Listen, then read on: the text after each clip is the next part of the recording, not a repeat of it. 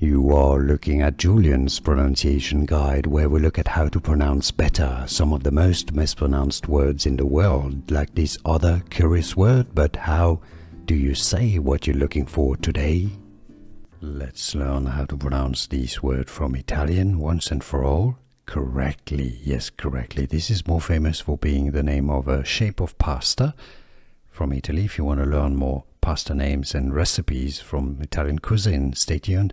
Got them all, but it literally means twins in Italian. Italian pronunciation, gemelli. Okay, let's break it down. The G at the end, at the beginning, sorry, it's pronounced like a J.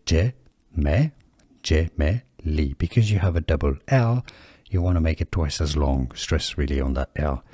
Gemelli, gemelli. So that's your Italian pronunciation here. Perfect, you got it. Gemelli. Now, in English, if you cannot pronounce Italian perfectly, just say gemelli, gemelli, gemelli, gemelli. Here are more videos on how to pronounce more confusing words and names too many mispronounced. Like this video if you found it useful. I appreciate your support. I'll see you soon and thanks for watching.